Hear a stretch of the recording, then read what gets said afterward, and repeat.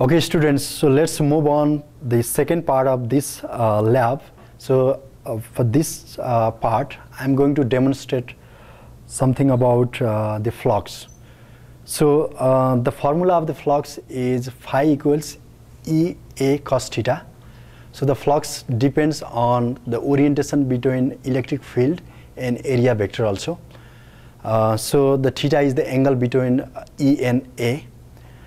So because we have cos theta on formula, the flux becomes positive, negative and zero. And flux is just the number of electric field lines. Let's say we have this area and the electric field lines are perpendicular to this area. That means these are the flux. So, so we have the 100 electric field lines which are perpendicular to this area. That means the number of flux within this area are 100. And for this one, so we have less number of flux for the same area. That means so the electric field here is smaller as compared to the electric field here. Now, so for the positive flux, the angle should be 0 to less than 90, and for angle 90, the flux would be 0. For angle greater than 90 to 180, the flux would be negative. For 0, there will be a maximum positive flux. For 180 degree, the same number of maximum flux but negative. So now, in this demonstration, we are going to verify the formula of flux phi equals EA cos theta. For that case, we are changing the angle. That's how we are getting the different number of flux. We are changing the angle to include different number of flux on this arbitrary area. So now let's start with the angle 0. So this is the arbitrary area and the direction of this area is outward. So this gives the direction of its area, and these are the flux. The direction of this nail gives the direction of electric field. Now we have two directions.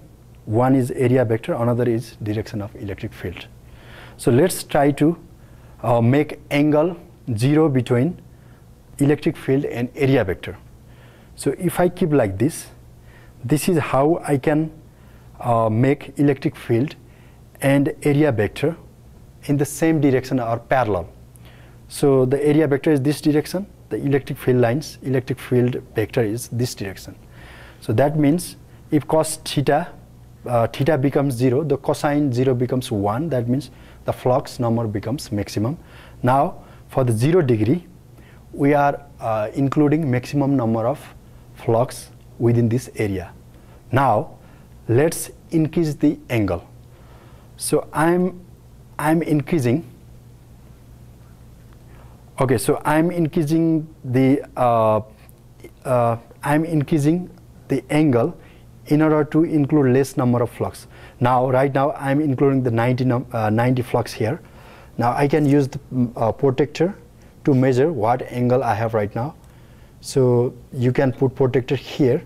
You can measure the angle between this plane area and this red line of the elementary area. So, this is the angle corresponding to 90 flux. Similarly, I'm including 80 flux here, and I'm also measuring the angle for those flux. Likewise, I have 70 flux here. I'm increasing the angle. So if I'm including less number of flux, then I'm increasing the angle. So by increasing the angle, you start to include less number of flux. So likewise, if you continue like this, you go from 70 to 60, 60 to 50. At last you will reach to 90 degree angle. But that way you can see here it exactly 90. You never include any flux for this case. So now we are going from not from 0 to 90, we are also going from 90 to 180. Now if I go this direction, I don't have any nails here, so that's why I move here. Now I start to include the flux. Now this is different case. The previous one was the angle between 0 to 90 degree, that's the number of flux were positive. Now, whatever number of flux you include, you need to write the negative flux because the angle is larger than 90 degree. Right now it's still 90 degree, no flux. Now I'm including the 10 flux. And for this 10 flux, I'm measuring the angle here. It should be more than 90. Again, including 20 flux, 20 negative flux, measuring the angle. If I increase, likewise, if I increase the number of flux within this area, then I can increase the angle.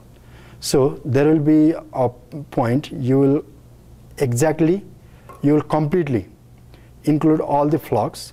That means the angle between the electric field and the area vector is 180 degree, but you are including 100 flux, maximum number of flux, but you need to write the sign of the flux should be negative because we are going angle past from 90.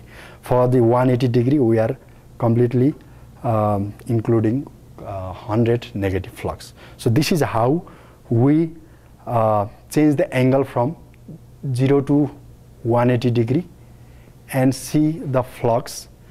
And for this one, we have to plot a graph between angle and number of flux. Here you can see the graph. We plot the graph here, and this graph should give something like the cosine nature, because the flux, the formula is EA cosine theta. EA gives the maximum amplitude, that is 100 here, and negative 100 also. So for every so for the 10, for the so we start from 100. For 100, angle is 0. For 10, we have some angle that we measure. 20, we measure the angle. 90, 0. Again, we are increasing the angle, but if we are going greater from 90, then the flux are negative. Likewise, we are going to 180 degree, and 180 degree gives the negative maximum flux, that is negative 100. So for the different number of flux, you measure their corresponding angle, then you can plot like this, the theta in x-axis and this flux is in y-axis. This is how you get this graph, and this is the cosine graph, and it completely verifies the formula of flux EA cosine theta. Thank you.